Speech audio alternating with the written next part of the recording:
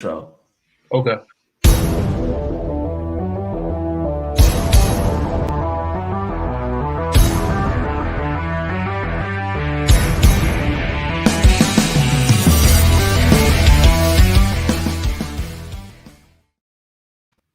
We are here with the Chat Rock Podcast. Another episode. Y'all know if y'all tune in, I lose track of numbers of episodes. What number is this, Anwar? Episode 9. Episode 9 with my man DJ A Square. You know we always bring a special guest to help host now. We got my guy, aka Mr. Mike J Films himself, Tony Chenault. What's up, man? What's going on, y'all? Thanks for having me on. If you don't know Tony Chenault, one of the I can say one of the top players in Philly high school basketball history, one of the most decorated players in Philadelphia high school basketball history, at least in recent history. And also one of my good friends. He directs, produces, does everything now, man. And he also played in the NCAA tournament with Villanova Wildcats, man. Villanova Wildcat of love, man. Give it up for Tony. So you know this tournament time, Tone. How you feel? What was that feeling when you got how many times did you go to the tournament with Villanova? We won twice. The farthest we went was my senior year. We went to the round of 32. Second round we lost to Shabazz Napier and them who will go on to win the whole tournament in 2014 with UConn. How was it because last week we had Mike Green on here, and you describe your experience just like walking out the tunnel, going to give me the first round. You're feeling like when you was in the first round. Like, how was it? Was it like a big? I asked Mike. I said, was it like a big NCAA big AAU tournament, or how was the feeling? It was like an AAU tournament. It's like, think about the biggest AAU tournament, like Peach Jam. It's like Peach Jam on steroids. Like all the media is there. You got NBA scouts, NBA GMs. You have just a bunch of different agents and things like that. And you have your school fans and the opposing school fans that you're playing against at the game. So it's a great environment. Just crazy environment, yeah. Now, how good was Shabazz Napier that game? Because he was a big story on the tournament. I mean, he got most outstanding player that whole tournament. He dominated that game. Just like his will to win, he controlled the whole pace of the game. Him and they had another guard named Ryan Boatwright. I don't know if you're familiar with that name. He had a really good game as well. Okay, and so when you did you play a lot of minutes that game? I played a little bit of minutes. I think I played like 15 minutes that game. I guarded Shabazz a little bit. He just know how to get to his spots. Great players like that know their spots on the floor and they're efficient at getting to them. How did it feel? Was it like your heart pounding out your chest, or just was it just? No, I mean, the nerve that goes away after the ball tips. You know what I mean? So after the ball tips in the air, it's like a regular basketball game, like we had Belfield or something, bro. Did the court feel smaller? Because it feels when you watch it on TV, the court feels smaller. Like it don't feel as big. Court actually like. You play at like arenas, so you don't play at. We rarely play the NCAA tournament at colleges. Like, so when we played at Buffalo, I remember we played UConn at Buffalo, so it was like the Buffalo, whatever their main gym is in Buffalo. So it's like their arena or their Coliseum we was playing at. That's cheating. They get y'all UConn and Buffalo. Oh, that's cheating. The crazy part, they're supposed to lose to St. Joe's. Like St. Joe's had them on the ropes in the first round. Because we thought we was going to play for St. Joe's. St. Joe's was winning the whole game. UConn came back and won at the last minute. That's amazing, man. That's really decent. So if y'all don't know, Tony Chenault produces a special show called Old Heads, Old Head, and you can look it up on YouTube. So I want y'all to check out his show. Also, he's been in production as far as an assistant and a worker on so many films, so many TV shows and commercials. So if you see the credits and see Tony name in it, just know he's working. You know what I mean? And he also got a lot of pitches going on and a lot of stuff like that. So his life after basketball is going to be amazing, man. I'm proud of him. Man, using that basketball is a vehicle, lead to other opportunities. All of us not blessed and fortunate to go to the league, but we definitely could use that for something else for us to be great in something else other than basketball. Now another question I got, because this goes back to that.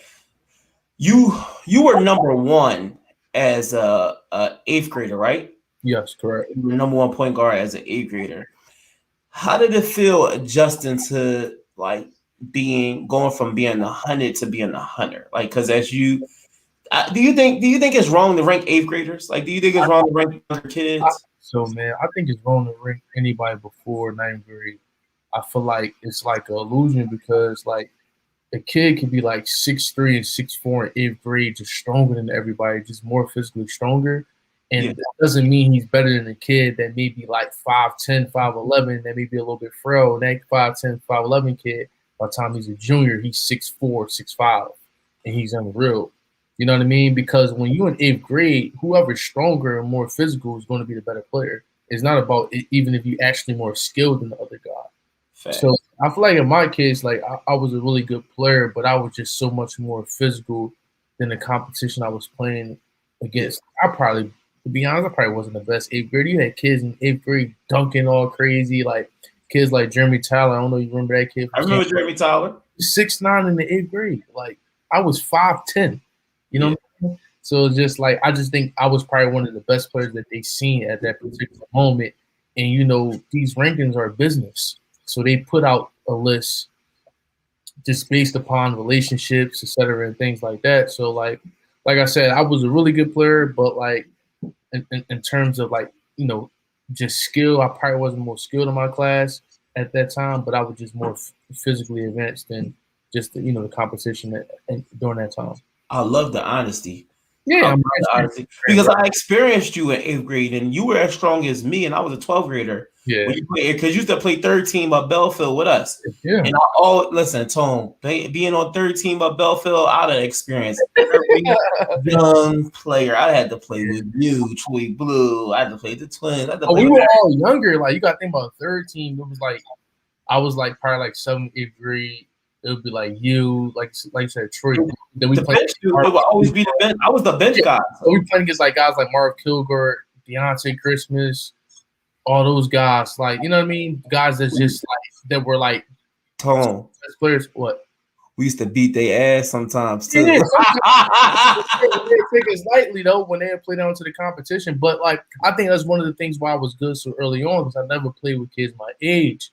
So like I was just so far more advanced too. Like just in terms of how to get to certain spots from the court, things like that, which kids ain't learned till they got the 11th and 12th grade. Yeah, mentality came, and I think your IQ was very high level.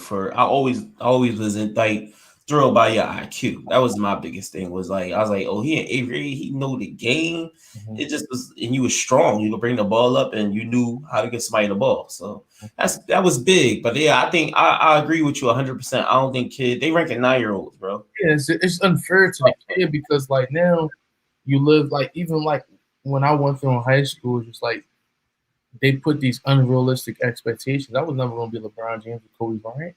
That wasn't my genetic makeup, you know. My potential was more like maybe like a Kyle Lowry, Sebastian Telfair, like something like that. Somebody that played below the rim. You know what I mean? I was never going to be a freak of nature. And I just think, you know, people wanted me to be something that I wasn't. You know what I mean? Even when I was getting better, everybody else is getting good. I'm still good, but everybody else just approved. Yeah. There goes some of Tony highlights right there. Go boy. I put some of the high school highlights on too. Not just he said forget the college highlights. That's like 10 minutes. Like 10 minutes. Yo, man, shout out to Nova Nation, man. Oh, man. Definitely shout out to Nova Nation, man. They about the Sweet 16. This, you know, they had us getting knocked out the first round, you know. I think people don't appreciate Nova in the basketball world, just like how to play solid every possession. Like that's one thing Coach Wright teaches you when you go there, like how to play solid, how to like, you know, play off the triple threat. LA, I taught you that. I taught you that. LA. High off the glass. So we're gonna get into our show now. All right. So we got everybody knowing who Tony Chenault is. You know what I'm saying? certified. We only bring certified people onto the podcast. So, Anwar, hit us with the first question that you got going on over there. All right, so for the first question. All right, so we got with injuries to Joel Embiid and LeBron James. Who are the top players now as far as the MVP race? Well, let me go first, or you gonna go first? I'll start it off. Okay. All right, first off, I'm gonna give the people's champion some love right now. James Harden has been playing amazing. He will not win MVP this season. He has like the slimmest. We're gonna be real. Writers make the award. They choose the award. He has like this much percentage chance of winning. He's so good, and he's a third wheel. That's the thing that's scary. How the third wheel averaging like 24, 25. Whoa, Tone. He is the third wheel after KD and Kyrie. He's the third wheel. Tone, stop. I know KD gave y'all 50. I know Kyrie gave y'all 50. I know Kyrie gave y'all 50 when you was high school. Listen, bro. He's the third wheel. He's the back seat to those guys, bro. No, he's taking a back seat. But he's still the third wheel, though, bro. Like, let's be honest. KD's the first option. Then it's Kyrie. Then it's James Harden. Yeah, definitely on scoring-wise, yes. But if I got the ball in my hand all the time, I think I'm the third wheel. I'm gonna disagree. Like, why? If he's not traded there in the middle of the season, if we just talking everything being they all start off on an equal slate, yeah, he's the second option. He's the second option. Oh, he's the third option because he chooses to pass the ball. Wait a second, Kyrie Irving is not them dudes. He's not Harden. He's not Harden or Kevin Durant. He's not. Kobe. What are y'all talking about? No, he's not because he doesn't play enough. They're superstars. He injured all the time, Tone. But here's the thing: you actually got to be on the court to be a walking bucket. Yeah, in every game he played this year, what has his numbers? Okay, and that's always the issue. You said it right there. Every game that he plays, he doesn't play a lot of games. We just saying he's not. He's sometimes he's always not there. And I'm not going on his body of work. His body of work is not impressive at all. Like individually. Yeah. All right. So let's talk about that. And he hit one of the biggest shots in NBA history. Let's talk about that. Yeah. And y'all man, these Kyrie fans really be holding on to that shot. So let's talk about the history. Yeah. First 4 years, 2 lottery picks, 2 number 1 picks, right?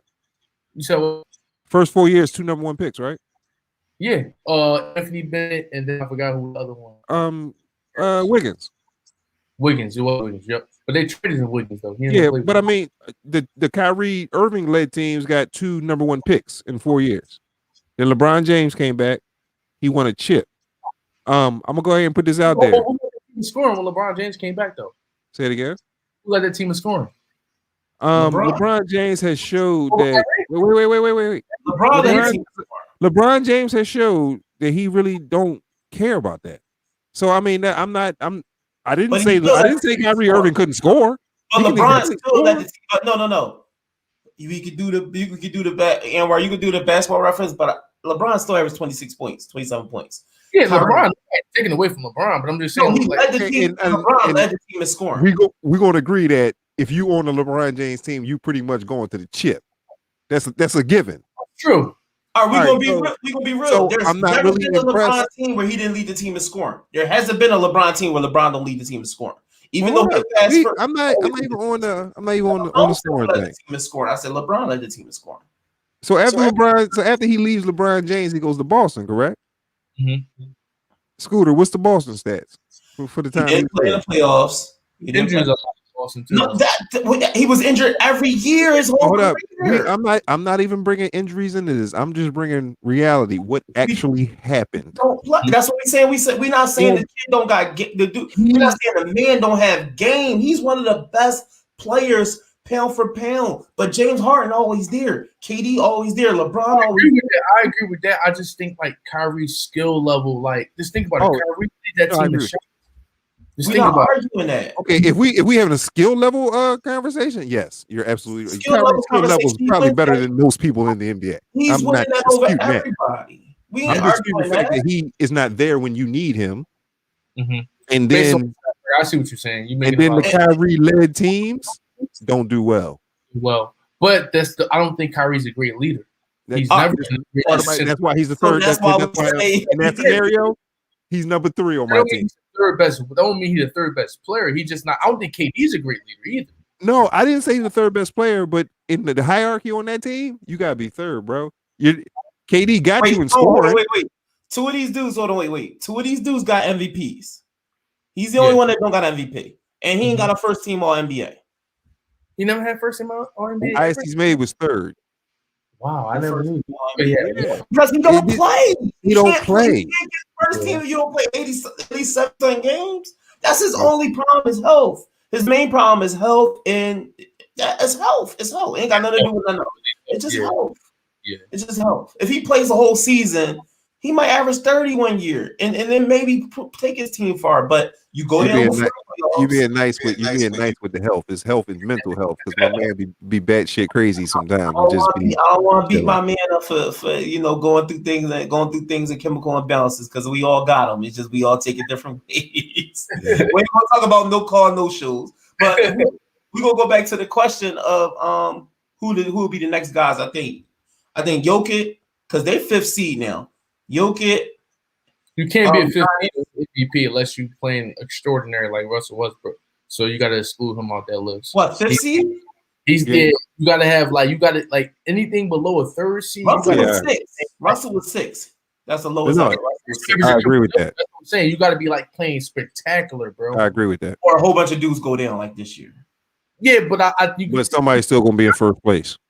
Giannis is there. Dame Lillard is there. Dame Lillard, another guy. We're gonna have one of those years where because it's such a effed up season, we're gonna have one of those years where the MVP is gonna go left because LeBron just went. Embiid was number 1. He went down. He's gonna miss 3-4 weeks. He might miss 5 weeks. Bron gonna miss 8 weeks. Yeah. So we might wake up and it might be like Giannis Antetokounmpo or Jokic or something. Well, I think it might come down to more so whoever comes back first and plays. Yeah. Well, I think Embiid's supposed to be back in 2 weeks, right? Yeah, if Embiid come back in 2 weeks and play the rest of the season out, he good. The season out, he's going to get MVP out there. 3 weeks is not going to cause you 12. I think, and the Denver is 2 games away from the 2nd seed. They go they'll conversation now when they go to that 2nd seed, they 10-2 right now. Them and Atlanta are the 2 hottest teams in the NBA. They're playing really well. They're playing good basketball right now. Yes, they are. And they getting that schedule. That schedule coming in handy too. They get LeBron get injured. Then they gotta go play him again. They get up. AD. That schedule playing that. But yeah, so we would say Embiid's still alive, and LeBron's probably out. 8 weeks is too much, right? That's come back the last game of that. They're probably going to the playoffs. All right, so LeBron's out. So we'll say Embiid, Giannis, Joker, Giannis. It's a big man's race, and then Dame Lillard is sneaking in there. Yeah. I told you in the West right now, Portland. They're 4th, Portland right? 5th. Portland and Utah right next to each other. I thought Utah was number 1. No, Portland and Denver, not Utah. My fault. Yeah. Portland and Denver. I confuse Denver and Utah so much because but Denver is a way cooler place. Look, oh my God, the Suns is beating the Lakers right now as we speak. Goodness gracious. Gracious. The Suns. Hold on, we're gonna look at it. So right now, currently, Portland is 5th, and they're 1, and Denver is a half a game away from Portland. They're 6th.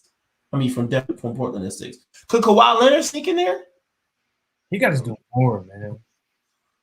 He got the Kyrie syndrome now. You said what? He got the Kyrie syndrome, not showing up. I mean, yeah, he has to do more. He has to be more consistent. It's crazy. So it's crazy. James Harden really can't get it. Yeah, and the crazy part, he should get it though. You look at his numbers are crazy. He really can't get it. It's crazy because he got them. I think he's going to have them. He got the number 2. They right on the Sixers' heels, and he really can't. But has there any in NBA history? I don't think there's ever been a player a mid-season trade, in-season trade that got the MVP. It's things working against him. The writers just don't like him. There's not nothing he can do, and there's never been a player that not only just an in-season trade, he forced himself out. Oh yeah, it's like crazy how the NBA went from like that. Like now, players really can control their narratives as of their situation anytime they want. You know what I mean? Like, you know, think about this 10, 15 years ago, these players ain't had this type of power and control. No. And I don't know if it's good or bad because I kind of got to know, because the ownership and the teams and the franchise in the past could put a narrative out on a player that wasn't true and they stick with a player. Now the control the whole narrative. I like that more. That's good on the elite player level. The elite player level. Because I still think on a low guy level, like once you're an 8th, 7th, 8th guy, rotation guy, they can kind of put that narrative out and dudes I want to touch you. Because look how long it took for Carmelo to build himself back up. Yeah. It took him a whole season off. He's solid right now, too. It took Melo a whole season off and 55 injuries in the NBA for somebody to say, yo, we need Melo. Yeah, but that wasn't on Melo, though. I keep saying it's usually never on a player when the owners create this narrative about whatever they are, like creating them and saying they're selfish or whatever like that. It's usually never on a player. It's just a couple owners or a couple GMs that don't like you anymore that just put it out there. That's true. So we going with Embiid, Jokic, Giannis. We can agree on that. Yeah, I agree on that. Yeah. All right, let's go to the next question. All right, who been your favorite players in the NCAA tournament? So you go first. Man, you don't necessarily know their names. You don't necessarily know. I don't know a lot of these guys' names, but I'm definitely going to say that the kid from Nova, Jeremiah Robinson Earl, he's super solid. You are such a homer. I like the guard from UCLA. I forgot what number he is, but he got game. He like their 2 guard, like 6'5", 6'6". Who else I like? And probably the kid from Gonzaga, Suggs, the point guard. I like his game a lot. Oh, Suggs, Jalen Suggs. Sorry, yeah, Suggs. Yep. Okay, Cam Thomas from LSU. Did LSU just lose? I think they just lost. So I like, my nephew, Cade Cunningham. That's the newest induction to my nephews. It's a very elite group and a very select people that's in my family tree. We got Cade Cunningham, newest addition with Trae Young and Jason Tatum, they're my nephews. I also like that big kid from Loyola Chicago. They just took out Illinois. Dude, footwork, and dude is on some stuff today. He was looking like Big Country Reeves today. He was killing him, ex-Anwar. He was out there killing him, taking him to the park. He took Illinois to the park. My man had male pattern baldness going on as a senior in college. His hairline was in the middle of his head. You should have knew you was about to get buried down low. The kid from Oral Roberts, the point guard from Oral Roberts just won again today. The point guard from Oral Roberts, that kid could go, and he's playing like the whole game. Like he ain't taking a minute out the game. He been playing the whole game for like 5 games straight now. The kid from Oral Roberts.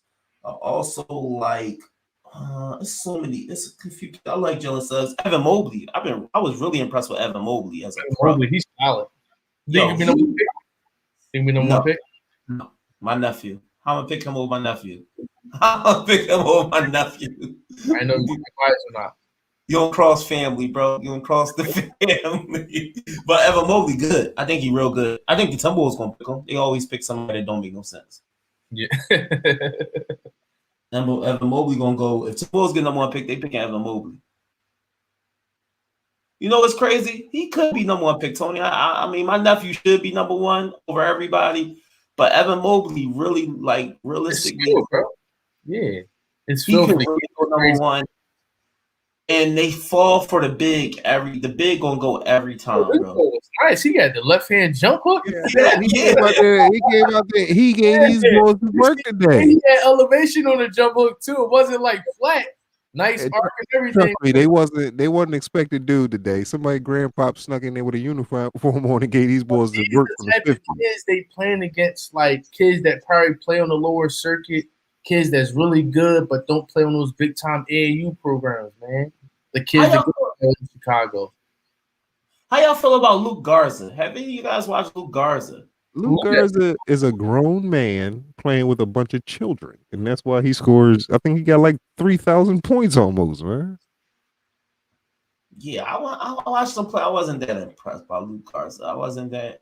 I'm sorry. It's something to be said for post moves, man. They still can't be stopped. Who does he go to? Luke Garza. Iowa. That's Iowa, right? Iowa. The big kid from Iowa. Okay. Shout out to Rutgers, yo. Did Rutgers win today? They lost by 2. Houston. They lost by 2. Houston came back and won that game. Wow. Houston pulled through. Did y'all see that Syracuse? Oh, you know what I like? Buddy Bayard. Oh, I forgot him. He got swag too. Buddy Bayard. He is tough. And he be talking trash. Buddy Bayard definitely got some course swag, man. Currently speaking. Good block. Garza gonna be all right. He can shoot, and like I said, he a big dude. So he just do big guy stuff. That stuff still work, bro. Who Iowa play next? I don't know who Iowa plays next. Oh, Iowa plays Oregon. I think that the thing about to go on. Iowa about to go on. Oklahoma plays Gonzaga. That's gonna be a good game too. Yeah, Gonzaga is just too solid, bro. They really good. I think it's gonna be a good game though. Yo, think about it. If they sweep the tournament and the season, they are the best team ever. No other team ever swept the regular season and NCAA tournament. Every team that Kareem Abdul-Jabbar played for. They never lose. All the UCLA teams. I think UCLA won like straight. They did. Luke Walton. UCLA was 3 years in O at one point. See, that was way before I was even thought of. And then what's the name? And that wasn't a field. Didn't UNLV run the table? UNLV, I think they lost one game. They lost a game. Didn't they win the year before that? They lost a game. Okay. Yeah, the year they won, the year they lost, the year they won the table, they lost to Duke in the national championship game. That's when Duke played the greatest game. They won the year before that, and they won the year they lost. But Tom, we gonna be real. Just because you run the table in a COVID year, don't make you can be in the conversation. Hey, look, bro. Let me explain something to you about history books. History books don't put the COVID year. Don't add nothing. Yeah, they don't add nothing. So saying that, are we gonna not? Say LeBron 4th championship is a valid one then? It don't say nothing next to 2020. It don't say nothing next to 2020 in that yearbook. In that history book. That's a chip. He won. You ain't gonna ask her go my man shit. That's a chip. I was just wanted to clarify that though. Oh yeah, I don't believe in athletes. I don't believe in none of that stuff, man. Yeah, Chris Webber still went to Michigan. Reggie Bush still got a Heisman. Like, I don't believe none of that stuff, dog. We on 3. We gonna go to the next topic. Is the NCAA tournament showing that major conferences of the NCAA are in trouble? Well, if Oral Roberts keep beating people, yeah. Yeah, I think the talent is kind of even, man. Like, people are not really like these kids are not. Some of these kids don't care about going to those big BCS schools because they know they're going to all meet in the NCAA tournament. So kids like, man, I'm going to go somewhere. I'm going to play right away, get an opportunity to do my thing instead of waiting 1 or 2 years at a big-time school in the Big 12 or ECC. I think that paradigm is just really shifting right now in college basketball. And you're going to start seeing even more kids going to these HBCU schools in the next few years as well. I think it's a style thing, actually. Like, I think dude killed Illinois today because he was a big guy, and don't nobody know what to do with big guys anymore. All right, so screeners and pop bigs, right? Picking pop type bigs. Yeah, so you think about it. All right, I went to a D2 school. Only difference between my basketball team and D1 schools was our big men was 6'5" and 6'6".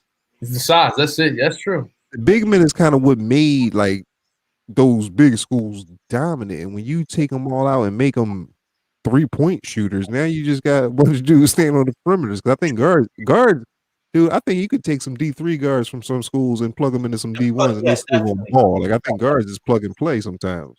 There's a bunch of good guards in the United States. A bunch of good guards around the whole United States, around the whole world, around the whole country. The big men is where you always lack. We play D1 schools and they got 6'9", 6'10" dudes out there pounding us.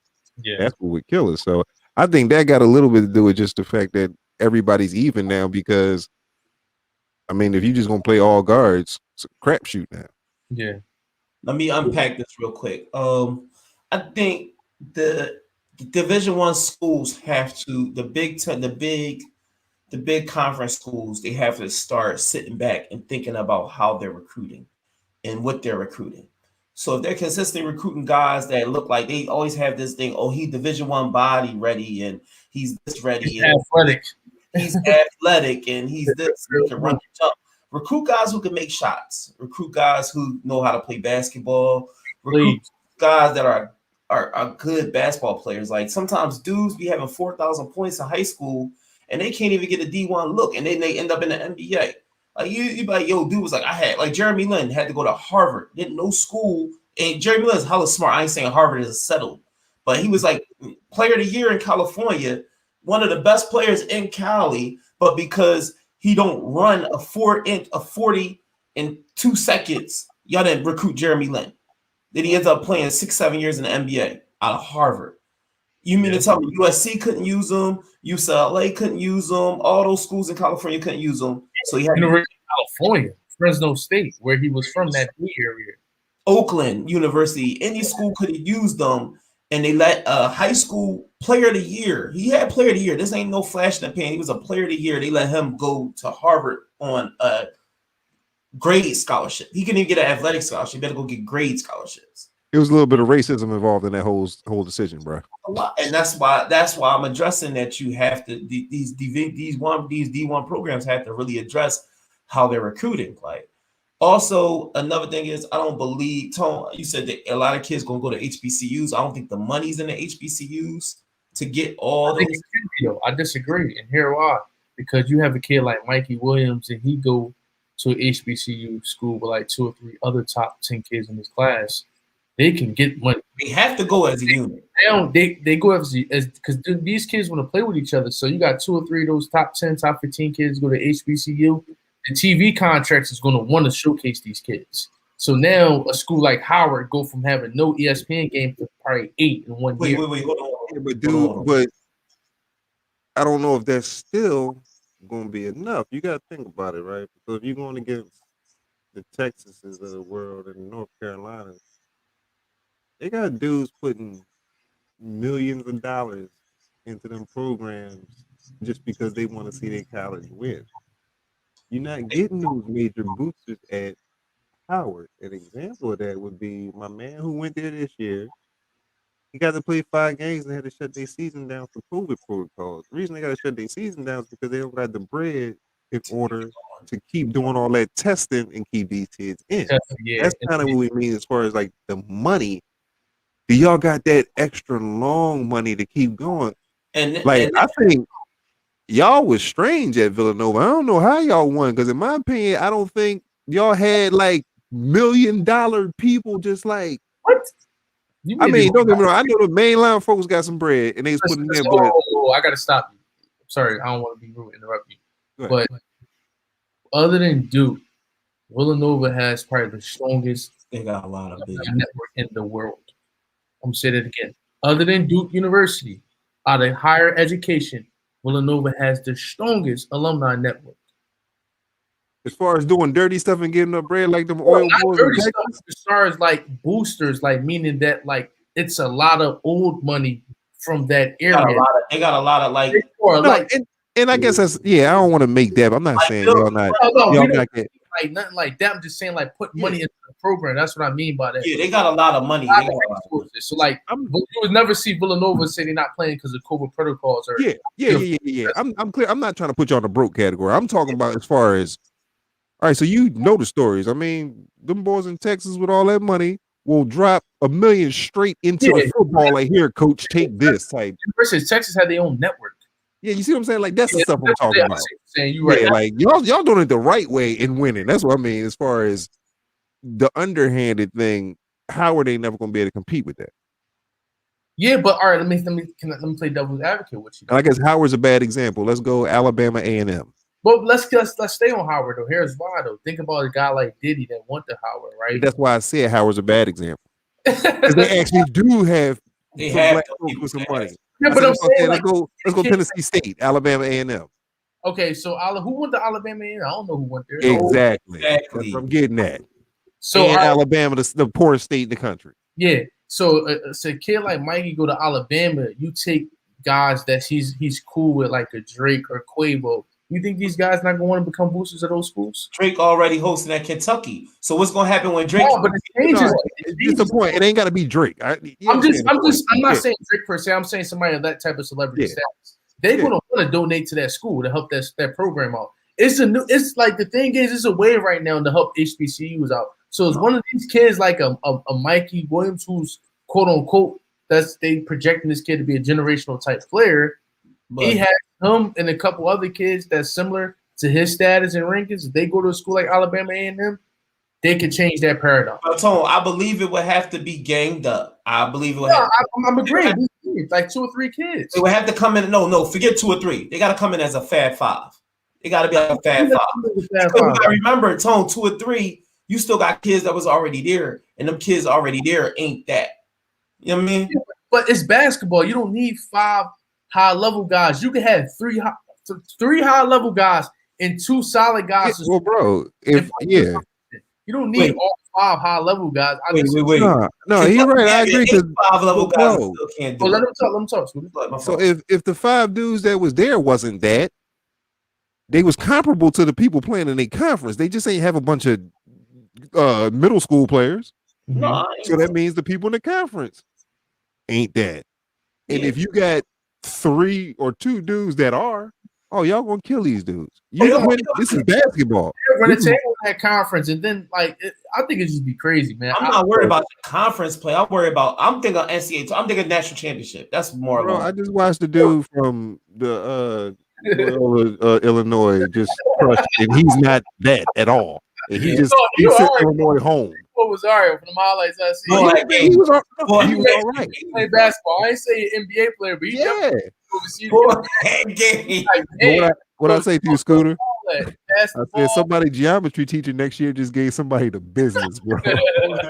Yo, hold on, wait. My man Eugene Matt went to Howard. He always had game. He was one of the toughest players in Philadelphia. We was coming up. Eugene Matt was so tough, and he went to Howard, and he had game. So if you could get in there with a Eugene Matt, dude that got game. Yeah, so there is guys that's floating around. Okay, first of all, there's a dude or two at every one of them colleges that is that work, regardless of whether we know about it or not. It goes back to school, like he said, you got 1 or 2 of those guys already there. You add 3 high level kids. Oh man, they running a couple kids from prep school. A couple kids. Man, they go to somebody averaged 18 on this team. Somebody did. And 18 go to a solid 9. Yeah, you can with put some real players. A good 9-10 now. Oh man, it would have to be. Yeah, you would have to go through that JUCO prep school transfer portal. You take all that, go through the whole world. I'm just saying, I'm pretty sure that at any school, somebody averaged double figures. Like somebody led this team to score. Yeah. Somebody will be back next year that can play. So we had Mike Green on there last week, and Mike Green had what's it called? Mike Green was at Townsend first before he went to Butler. Then he went to Butler. No, he ain't go to JUCO. He went right to Butler from Townsend. No, he ain't had to go to JUCO. He got picked up off Sunny Hill. What? Butler off from scholarship from Sunny Hill League? Watch our last episode. Why if Mike told the whole story? Yeah, he said they offered the team somewhere. Like I remember Mike, but I remember like during that time 03-04 hearing about like Staff, Sean Singletary, those guys. He was like the second tier under those guys. That's my generation. He wasn't second tier. He was like first tier. Shout out to Mike Green was on their episode. He was like first tier right under those dudes. He just didn't play national. He only played 1 AAU tournament. Gotcha. He played like a couple AAU tournaments. He played in Vegas. He was going to get offered by St. Joe's and all those schools like that. But he said, Mike don't ever have his foot on the gas, like you said. Yeah. Like he went to LA. They followed him. Like they went and watched him in Vegas, and they followed him to LA. Remember, he used to do that, Vegas to LA. I remember that. So they followed him during that run, and he killed Vegas, and then went to LA and said he ain't playing no more. So he just went through the motions. Yeah. That's Mike. Like that's just how Mike is. Like he's just it's like, man. He had one hell of a career, man. Especially overseas. He said he ain't over. He said that they got a check for it, he's still playing. Get that money, man. We gonna go to the next question. We rearing off. All right, so it's on you, Scoop. All right, so this is a new segment on the Check Rock podcast where we go through some things we saw on the NBA ticker, and we found around. We take 2 questions and we say good move or no, that's not it. First question, Anwar. PJ Tucker. Oh my God! Don't make me mess this up. And how you pronounce that first name? That's what I said. Yeah, I copied and pasted it from the thing. We gonna go with the boy Kirkus from Houston. All right, to the Bucks. Excuse my uncapitalization of Bucks for DJ Augustine. A good move or bad? I think that's a good move for the Bucks. They need a wing that can really guard, that's physical. That can. I'm not. Don't take this the wrong way, but we know PJ Tucker can't guard KD, but somebody that can bang with him and things like that. They need that type of player. I'm gonna say that's not it. Because I always thought defense was never the Bucks' problem. I always thought the Bucks' problem was that they couldn't break their plays and they couldn't score with people. I never thought defense was their problem. And I think you lose a perimeter player that could possibly break the offense with DJ Augustine and hit some open shots. So, I mean, PJ Tucker is a good addition, but I believe that's not it because I believe that Jrue Holiday, though. Why you need DJ Augustine? You got somebody like Jrue Holiday could break the offense and go get a shot anytime you want. I think you need more than Jrue. It's DJ Augustine we talking about, Scoop. And no offense to DJ Augustine, but there's never been a team that DJ Augustine left where he's been missed. And that's not a knock on him because he's been in the league. He averaged double figures a couple of times. It's not, it sound weird, but you understand what I'm saying. Like I get exactly what I get exactly. He's a 6 foot guard. Like we say, like, guards are coming around. They easy to find. And he's the third guard. Like you gave up your third guard for 2 forwards. And this the Kirkus dude can shoot and he athletic and can run around, bro. So like, man, I think I'd have been good with just him for DJ Augustine. And you can PJ Tucker. We talking about DJ Augustine here, bro. Hey, I'm standing on mine. That's not it, man. Go get another guard. Go get another perimeter player. I gotta stand on it, man. I go more with like a who cares type scenario, like that happened type thing. But I'm not. No, it's a good trade because I got 2 people for 1. Like it's DJ Augustine, man. Yeah, they gave up not Sterling Brown. They gave up DJ Wilson too. Yeah, and DJ Wilson never could find himself in the Bucks rotation, so they gave up. They didn't give up anything. They ain't really. It's a good move, I guess. You're going to play PJ Tucker more than you're going to play DJ Augustine. True. Let's go to the next question. Segment. All right, OKC sent Trevor Ariza to Miami Heat for Myers Leonard and a 2nd round pick. Good move or bad? You send him away for nothing. That's a great move. Who go first? I go first. You send him away for nothing. That's a great move. You pick up Trevor Ariza for a dude you was about to fire. So yeah. Get something out of him. I agree. Good move. I say good move for OKC and good move for Miami Heat. Miami Heat get a headache off their prowl. They don't got to deal with that PR hit or whatever like that. OKC gonna cut him. OKC already said they have no plans on having him in their organization. And they You don't have no plans to keep him Miles Leonard? No plans to keep him in their organization. They know that they're not going to try to be the first team to take the hit on what he did. Yeah. Nobody wants to be the first team to do it. Everybody could be a second team because you got a reclamation project and all that. But they were able to get a 2nd round pick and they try to put up on picks. So I'm fine with OKC doing it. Move on both sides. The 2nd round pick is a 6th grader. Listen, you never know with second round pick. Get a good second round pick. No, I'm dead. You say I never know. I'm dead serious. There's that pick that they got is sitting in the 6th grade right now, bro. 2027 pick. Like you want to talk about just trying to get rid of somebody? They just throwing it wherever they could. Yeah, listen. Shout out to OKC. They got. I like Trevor Ariza, the Miami Heat. That's a good move for them. I don't understand why OKC don't keep him. I'm gonna keep it real. Like I understand why they had to get him out of Miami, but I mean it's Oklahoma. He said something racist. We gonna be honest here. Where's it gonna fly more, Miami or Oklahoma? I'm pretty sure the people of Oklahoma don't mind racist statements.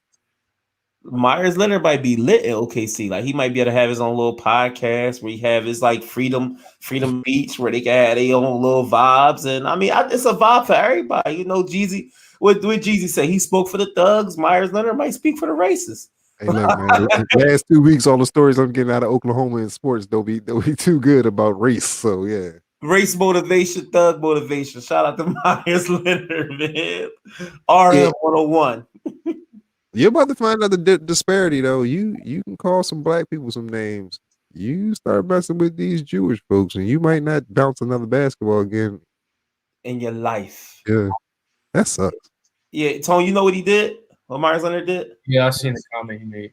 Yeah, and you know what it is? It's the worst part about it is that he playing again. He lost his Twitch sponsorship, lost his job. He lost his Twitch sponsorship. Oh, hey, that's a job too. That was like a nice little money he was making off of that game. Clearly, he didn't need it. I get, long term, man, long term, that money can't add up. But I think the funniest part was he was like, "Yeah, I don't even know what the word means." I was like, "Dog, yeah, did you just lose your job because you just dumb, a big dummy." And then it just made it worse because he didn't want to stand. His whole team sat for the national anthem, but he stood. So like he got history of doing this. The big dummy prize. Like, I don't even know why y'all was sitting. I'm just standing. Big dummy. All right, we on question 6, bro. All right, LeBron James has been injured, high ankle sprain. Does this change the outlook of the Western Conference? Yes, because they could slide to like a 7-8 seed without him or AD.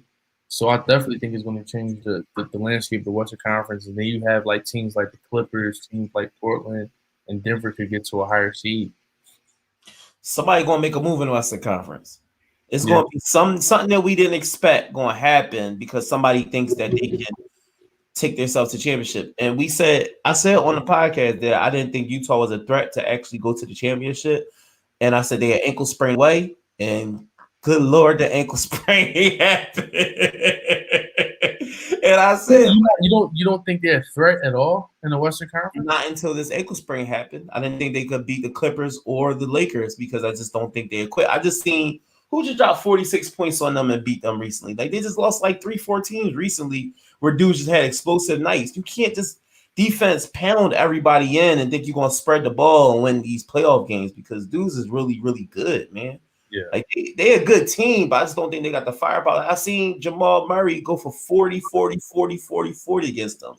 Like it's a lot of teams though, bro. But I seen him do it against the Lakers, but guess what happened with the Lakers?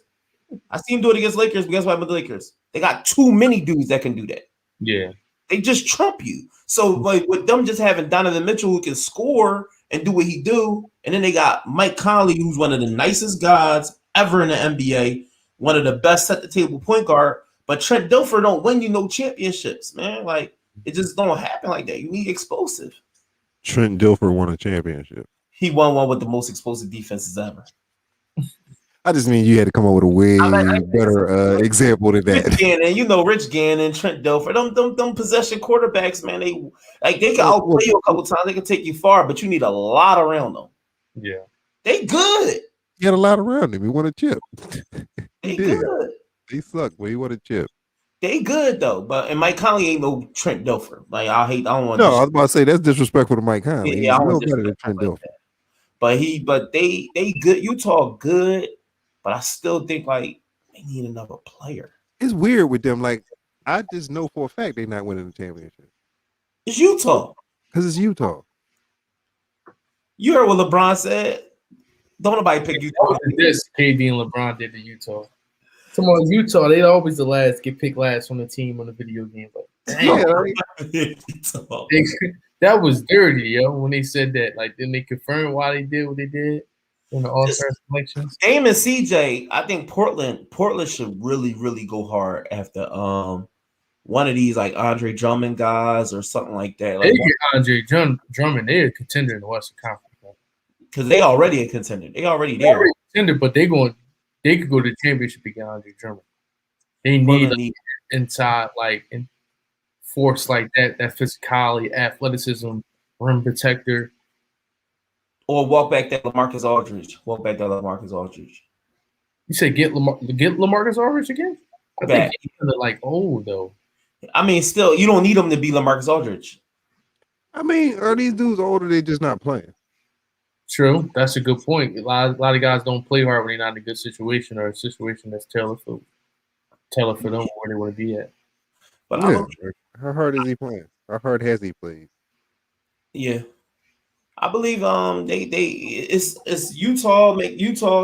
Denver. There's no move for Denver to make. Like we be realistic. Like there's no move. Like nobody's high.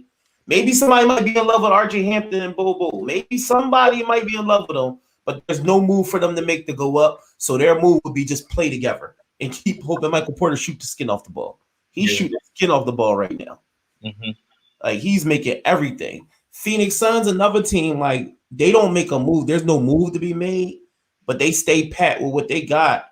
They could possibly, I can't see Utah beating the Phoenix Suns in a 7-game series. I can see so. I just think Utah got a little bit more depth than the Suns.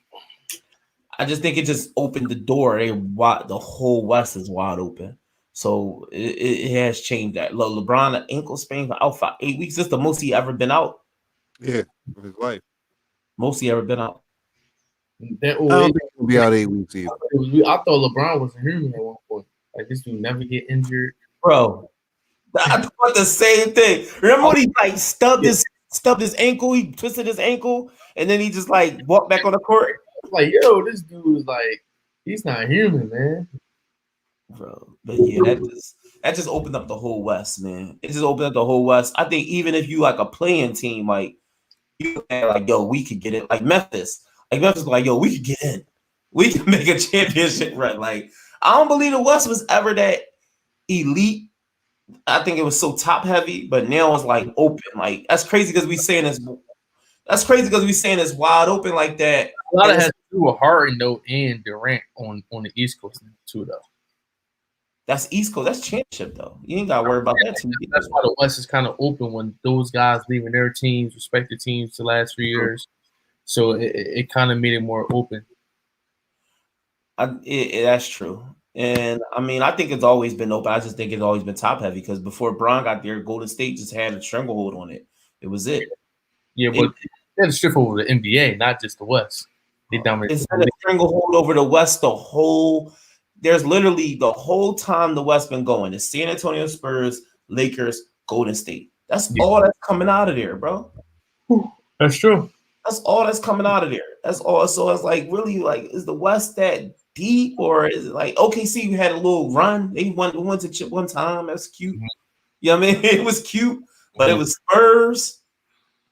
Spurs, Lakers, Golden State in recent history. Yeah, that's just what it's been, man. Like it just is what. That's why I said, is it really that deep? Like that, it's mad top heavy. It's fun to watch in the playoffs. Like you like, oh, it's cute. The 8th seed could beat the 1 seed, or the 7th seed could beat the 2 seed. But then when we bust it all down, like that's what's going to be there. Yeah. So we're gonna go to the next question. All right, we gonna skip a question. Okay. We're gonna skip the Anthony Edwards LaMelo Ball rookie of the year race because that's probably over. LaMelo Ball just got injured. If anybody doesn't know, LaMelo Ball just got injured with his wrist out for the season, and Anthony Edwards been scoring 40 points the last couple games. So we figured the race was really, really close. Like I don't think neither one on. You think either one on pulled off, Tone, on the rookie of the year race? I think LaMelo's gonna win it. Just my personal opinion. You still think LaMelo gonna win even without the injury? It's probably roughly less than 4 weeks left in the season, right? 4 or 5 weeks, would you say? And just the way LaMelo been playing this year, the NBA is politics involved. His charisma. I think they want this kid to be the future of the league. And it just makes sense for Charlotte. Charlotte been a franchise in the league, and they haven't had too many, great things happen for Charlotte in terms of just like players having success in that market. So I think they want to build that market up too as well. So I think it makes sense for them. Rookie of the year always been mad political, but I don't think he could. Rookie of the year always been a mad. He's really good though, man. I think he's a really, really good player. I think he's gonna be an all-star someday too. Think he's an all-star eventually? Yeah, he'll be an all-star. Think so? You think Edwards, both of them end up being all-stars? Edwards, they're good. Yeah, I can see that. As long as they stay focused, I believe as long as they stay focused, they should be okay. I mean, always remember. Let's never forget, Michael Carter Williams was also a rookie of the year. We got there's a few of them. Mike Miller. There's a few dudes that was rookie of the year that never. Let me tell you what you don't ever need to do with your slander again, sir. Don't ever put Mike Miller and Michael Carter Williams in the same category. What's wrong with you? Mike Miller was a basketball player, dog. He ball. You crazy. Y'all think Mike Miller, Memphis? Mike Miller, Orlando Magic? Dude put up some buckets. He was tough. Yeah, I'm tough. I'm agreeing with you. I'm agreeing that Mike Miller, but he put Mike Miller and Michael Carter Williams in the same sentence. Yeah, like you. I think both rookie of the year. They both allowed to be in the same. No. My whole point with Michael Carter Williams was, let's not forget, don't get your hopes up too high sometimes. Is Michael Carter Williams. False advertising, like you got here and you don't do nothing else. Then you followed up with Mike Miller, like, nah, bro. Mike Miller was that dude, yo. He was ball. Wasn't that dude? I love Mike Miller. I love Mike Miller. Dog, and we can go on to the next question. At one point, Mike Miller was the best white dude in America. Like full-blooded white American basketball player. He's tough. And he had balance. He'd throw it down on you too. He'd punch it on you. Before Kevin Love showed up, it was him. All right. Trade deadline rumors. Which ones would you like to see happen? I want to see Kyle Lowry. I would love to see the Sixers try to get Kyle. Yep. I think Kyle makes perfect sense for the Sixers. He could help keep the floor spread. Ben can now be more of a slasher and not initiating the offense. And I think it could really allow us to really compete with Brooklyn, where it becomes a more competitive series, where it's just not so much pressure on Embiid to get 40 every night. Somebody like Kyle could kind of like just alleviate that pressure, and he can guard as well. Yeah, we need anybody the Sixers trade for us who I'd like to see happen. Yeah. So they don't gotta literally, like you said, Embiid's gonna have to average 45. It's gonna be so much on him, man. And it's gonna be tough. It takes him 8 seconds to get into his go-to move. You know what I mean? That's huge. Yeah. So it's like that's like 1/4 of the shot clock almost. All right, before we get out, I'm sitting here on Bleacher Report. I'm gonna give y'all some of the rumors I heard. The Wolves rejected John Collins' deal because it involved Malik Beasley. Is that smart? From the Nuggets? Malik Beasley be balling. From the Denver Nuggets, right? Yeah, but they rejected. I wouldn't give him up. He actually averaging more points than John Collins, if I'm not mistaken. Yeah, I won't give him. And Kelly Oubre is being shopped. He should be. He's expiring too. He's the most sought after dude that I don't understand why. He's a stretch four, man. He's a what? 6'8", 6'7", 6'8", can shoot the ball and play defense. That's suspect. Everybody wanted. He don't shoot the lights out, but he makes shots. No, he hit some big shots last year in that playoffs. He ain't playing the playoffs. Kelly Oubre. Oh, I'm tripping. I'm thinking of the kid from the Heat. Y'all talking about Kelly Oubre from Robinson. You talking about Kelly Olynyk? Oh yeah, no, Olynyk can shoot. Yeah, Olynyk be hooping. I'm thinking about the one Olynyk. I'm still trying to figure out what the Oubre. Oubre. Well, he's a slasher. So here goes one for with our guy Kyle Lowry. The Raptors want the Miami Heat's been reaching out about Kyle Lowry. The Raptors want Tyler Hero or Duncan Robinson for Kyle Lowry. Would you get that up? I'd give up Duncan Robinson. I ain't giving up Hero. I'll give up Duncan. Yeah, I give up Duncan, but they gotta get Hero. Duncan Robinson like in future draft picks. It just can't. I'm not giving up Tyler Hero because at the end of the day, Kyle's on an expiring contract, and you don't know if Kyle coming back. Kyle might decide he want to go to LA or come to Philadelphia or go to New York. You never know. That's so true. I ain't messing with that expiring contract, and I got a young player. Here goes another one. Drumming rumors. Mavs and Cavs have held talk for the center. The Mavs have held talk. The Dallas Mavericks talking to Cleveland. That'd be a good move. They need another big, and that could allow. Well, what's the name? What's the center for Porzingis? That will help Porzingis a lot. He'd be able to go to. He could roam the perimeter more, and you got Drummond down there banging. Porzingis don't play center anyway. Dwight Powell does. Porzingis play shoot three. Yeah, Dwight Powell definitely is a center. Way better than Dwight Powell, so that'd be a great. That'd be a great addition. I think that's a great addition. And it gives it's kind of a nothing addition, though, in my opinion. Wow, you got somebody that's a walking double coming. No. Once it happens, it's like, okay, now what? Y'all still going to finish seventh. Yeah, I mean, that's how good the West is. Yeah. That's kind of what I meant. No, it makes y'all a better team in theory, but it's like, now y'all got Drummond. You still finish seventh. Here goes another one. Oladipo and Eric Gordon swap discussed by the Rockets and the Magic.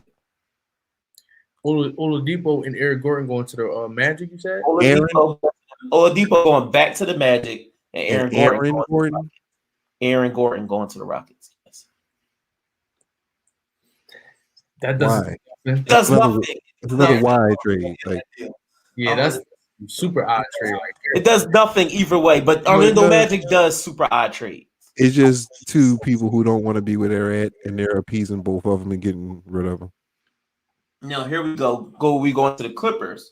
The Clippers have discussed Ricky Rubio and George Hill. They're trying to get a point guard in their bag. I think Ricky Rubio will be a great addition for them. You think so? Ricky Rubio more so than George Hill, yeah. Ricky Rubio way more than George Hill. I would hate Ricky Rubio is very good in my opinion. I think he's very good. He's so good. Yeah. The Clippers are usually like tough point guards that can guard. I understand I'm controlling the pace of the game and things like that, but hold on. Did you just say it like they have a history of anything? He don't know the Clippers had Jeff McGinnis, and he don't remember those years. Like he don't remember Clippers the last 8 years. He know Chris Paul. That's it. The last tough point guard the Clippers had was Pooh Richardson, man. Pooh Richardson, like what are you talking about? They had Fat Baron Davis. He never had. I just laugh because he said it like they had a tradition of anything. Like they don't got a tradition. Younger than us. They had tough like guards that can really guard. I don't know Ricky Rubio can really guard, man. That's one thing he can do is guard. That's the one thing he do. He's a very high percentage defender. He does guard. That's the one thing he does do. I mean, he does guard. Yeah, he ain't Pat Bev, but he stay in front of his man. He's solid, yeah. You don't lose Pat Bev when you get him. You probably keep Pat Bev. They'll probably get Reggie Jackson though. I mean, you probably don't have to give up nothing because Ricky Rubio will probably be a salary dump. Man, you can just give up Rick. You can give up what's his name? What's his name? Jackson. Reggie Jackson. Get rid of him just because. He don't fit in there though. For me, and it's probably you probably give him like he don't fit in on that team for some reason. He's super weird on that thing. All right, now here's the big one before we get out of this topic and we get ready to close the show. The Hawks and the Bulls are eyeing Lonzo Ball. The Bulls would be a better fit. I think the Bulls would be a better fit for Lonzo. Him, oh my God, that'd be nasty. But that would be a little messed up, though. What you gonna do with the little dude? He balling. Kobe White. Kobe be balling, dog. Kobe's to the point. He could come in and still be a volume scorer off the bench. He'll probably do what he do off the bench. He probably do that. He's a bucket. Lonzo gonna set the table up for them to eat. I agree with Lonzo needs to be Lonzo. I would love to. Lonzo been playing solid, even though he's not as doing good as his counterparts like Jason Tatum and Donovan Mitchell, but like he's playing solid, man. He's coming into his identity like who he's going to be in the league, a 10-6 guy, which is solid. There's no player in the NBA I feel bad for more than Lonzo Ball because he's flourishing in a role That's not really his role. He like third in made threes in the NBA this season. Yeah, nobody's talking about that. He playing in the wing. He playing on the wing. That's the worst part about it. Yeah, that's true. He on the wing. So I would hate to see him go from one wing. He's a real point guard. Like he a real legit point guard. They let him play point guard and get 16 assists. I would hate to see him go from the Pelicans to the Hawks, even though I would love to see him go play with my nephew, go see him play with Trae Young, because I think he helps Trae Young a lot because he can distribute more, he'll play the defense. But they can still play like 2 point guards at the same time, how the Raptors do with Rand on Fred and Kyle. Like at the time. But let that boy go have his own coach. Like he had the ball. Like he had the ball in LA. Then Bron come take the basketball from him. Then he go to the Pelicans. They mess up, get Eric Bledsoe, and start letting Brandon Ingram and Zion play point guard. Zion and B.I. be bringing the ball up. So I would love to see him in Chicago. Yeah. All right. So we're gonna get to our last topic of the day of the show. Where we at, Anwar? You gonna do the legend versus current player? Yeah, we're gonna do the legends versus current player. So this is another new segment we doing on Check Route Podcast. Last week we did Zion versus Larry Johnson. So this one we're going to do Baron Davis in his prime with Golden State, not fat Baron Davis with the Clippers. Prime Baron Davis versus Donovan Spider Mitchell. Tone, what do you think? And this when we do the comparison, we do it. They play in Baron Davis era. And then another one they play in this era. I think Baron wins on both. I think Baron wins on both. Yeah, Baron had so much game. If it wasn't before the injuries, Baron would have been a bona fide superstar in the NBA. I think the only reason why Baron wasn't a superstar, I don't think Baron cared that much. I don't think he ever cared that because he had a lot of knee injuries, bro. Yeah, he had knee injuries since he was in college. Like, I don't think he ever I think when he wanted to be a star. He was a star. When he turned it up, like when he was in a playoff race. Yeah, he was different, man. And I like Donovan Mitchell. Donovan Mitchell's still young. He's still coming into his own, but Baron Davis I gotta get that nod to him. Shout out to Baron Davis because he is California basketball. That is Cal. That's Compton basketball in itself. And I just this is the thing why I even made this topic is because people try to dumb down the past and forget the past and try to say a lot of these guys couldn't play today. And KG made those statements, which I think was kind of asinine, even though I think KG one of the most intelligent basketball players of all time. I just don't think that statement was pure that he said. Baron Davis would crush today's NBA. Can't nobody touch him. He can run wherever you want to go. He could post. He can show physical and athletic. He could threes. How you want it? And he had a handle, could pass. Jamal Murray times 5. Yes. Times 5. And he got the consistency. He wasn't even coming to play. And now it's not even back in the day it was a possession game. It's a game now. It's just running up and down. Just run. It fits his. Outscoring guys now. Before it was grounded out every possession. You got to play hard. Now it's we trying to outscore you. We don't care if you get the stop on defense. Imagine he could just throw away 5 3-pointers a night. Just throw away 5 6 3-pointers a night. And he used to get slack for shooting threes. Yeah. He shoots too many threes or whatever like that. He don't care about the game. And now he can just go and just come down. And he can get in this package and do all the stuff he got to do, man. Yeah, you pulled up the right one on this one, Aaron. Check the clip. Dribble hands off. Go. Hey. That's what they run today. That's what they run today. They run dribble handoff, go. It's dribble handoff, high screen, go. That would have been. Imagine that roll man. He could have locked. Oh, nasty. Who was that on Karolinko? Yeah, Karolinko. He told AK he was gonna get him. That's the story behind it. He told AK he's gonna get him. Anwar, who you got on this one? Anwar. Baron Davis. Make it easy, man. We lucky he ain't put up the UCLA highlights of Baron Davis. Sheesh. He's the fattest, highest jumping dude I've seen until Zion Williamson showed up. His body size does not lend to how high he was jumping and dunking on people. And that's all. That was all I was trying to do, man. Just make sure people know that the past, we can't forget about the past because they want to edit out the past so bad. The past makes the present. Shout out to all the players that are great now. Donovan Mitchell is the player right now, but superstar. But Aaron Davis was different, man. Some of these, I'm not one of them dudes that got posters on my wall because I'm going to find one of these current guys. Like I'm gonna compare one of them and I'm gonna give it to a current guy. Like Zion, I said Zion, Larry Johnson and Zion was a push to me. Yeah, was a push to me. You got to be like Zion, maybe like Barkley. I don't think it can get. I don't know why I don't. I wait till you accomplish 5-10-time All-Stars, MVPs, and all that stuff. Okay, you got to knock down the little guys first to go get that. You got to get Barkley stamp.